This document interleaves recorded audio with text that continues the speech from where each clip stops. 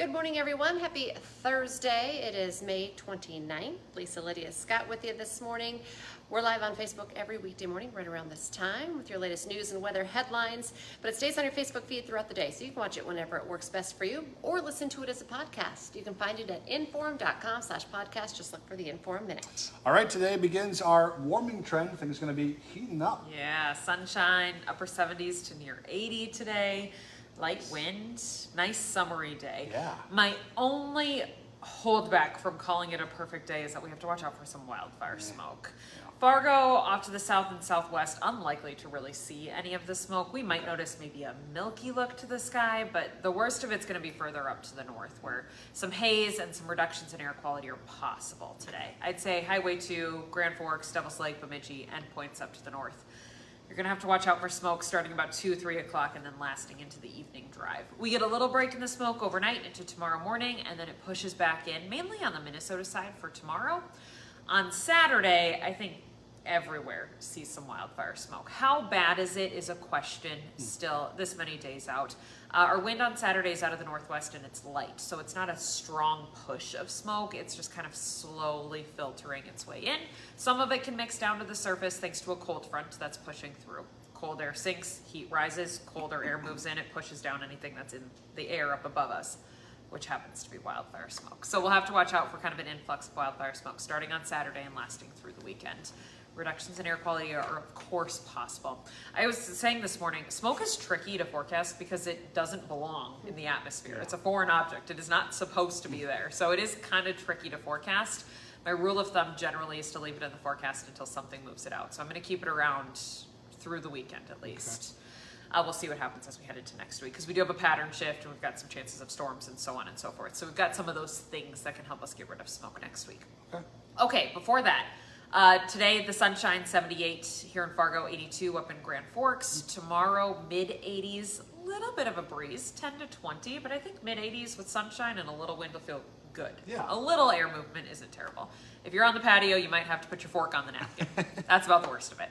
And then we'll watch out for the smoke again too. Saturday we have about 80, 82 depending on your location. We'll watch out for a few clouds and maybe a passing sprinkle. Nothing heavy. It's not going to rain on marathon runners for the Fargo Marathon outside of a couple of sprinkles. If you're planning things outside, we've got lots of state tournaments going on. None of those things need to change. I don't even have a thunder chance with this. I really think just a quick passive sprinkle here and there. In between those clouds, plenty of sunshine, and then our temperatures warming up into the 80s. Sunday is your hot day. Upper 80s to near 90, 88 Fargo, 91 in Grand Forks. Looking like a good lake day. If you're busy over the weekend with all of those things that are going on, and you're just like, I just need to jump in the lake on Sunday, I've got the good weather for you. Good timing. Yeah. 80s continue into Monday. Tuesday is where we watch the next cold front. That can bring in a chance at some showers, maybe some thunderstorms. And it does cool us down to the 70s, low 70s on Tuesday. So a big difference from near 90 on Sunday to low 70s, upper 60s on Tuesday. We keep it that way for Wednesday, and we'll slowly build our way back through the 70s as we inch closer to next weekend with periodic rain, thunderstorm chances. Does look a little more active for next week. Okay. Good to know. Sounds great. That's all. Thanks, guys.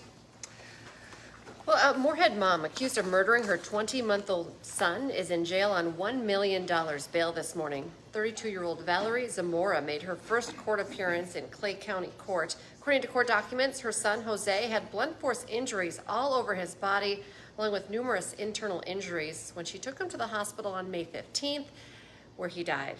WDAY has also learned social services now has custody of her 2 other children. She's facing up to 40 years in prison if convicted in her son's death. 2 men are headed to federal prison for their roles in a deadly human smuggling ring along the U.S.-Canadian border. The ringleader, Harsh Kumar Patel, was sentenced to more than 10 years in prison. Stephen Shand was sentenced to 6.5 years in prison. He was the driver who met the group at the border. 3 years ago, in January, a family of 4 from India, including a 3-year-old and 11-year-old, froze to death just north of the Minnesota border. Prosecutors said the visibility was near 0 that day, and wind chill was close to 40 below. A teenager is dead, and another is facing charges after a crash in Ottertail County. 18-year-old Isaac Schermerhorn is accused of driving drunk.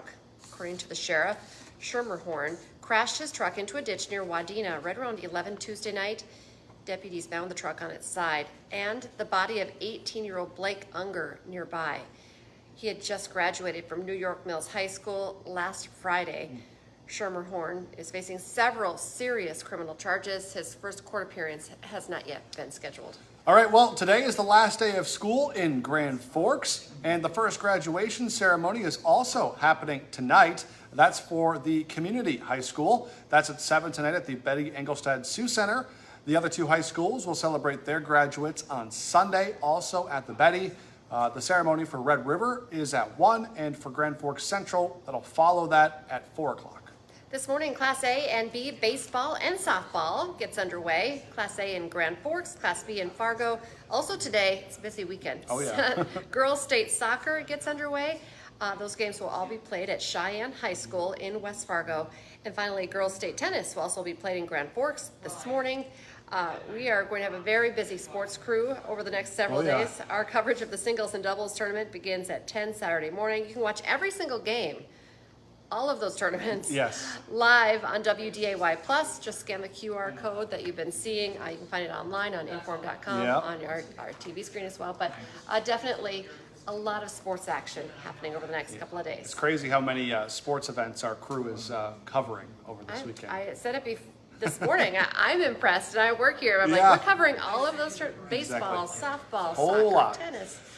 And if that's not enough for you, today on Hot Mic with Dom Izzo, Dom is going to be live at the NDSU softball complex where that Class B tournament begins today, so that'll be exciting. You can hear from two of the teams that believe they can win the state title. Plus a full breakdown of the Wolves' season-ending loss to Oklahoma City. It was a miserable game to go out on for the season. What comes next for the Wolves in the offseason? Are they going to make changes? What's that going to look like for next year? That's from 9 to 11 on WDAY Extra. And remember, now is a great time to get your inform.com subscription. Your all-access past all these news, weather, and sports headlines. Inform.com/subscribe. Check out the deals, like 99 cents a month for your first 3 months. While you're there as well, check out the WDAY Plus app because, of course, that's your must-have to watch all of these great sports tournaments that we have going on the next couple of days as well. If you have kids in high school sports at all, you've got to have the WDAY Plus app. Absolutely. All right, also join us the rest of the day for our newscast. Our next one's at 11, 4, 5, 6, 9, and 10 as well. And then First News on Friday is back from 5 to 7 in the morning show, so be sure to join us then. Have a great day, everyone.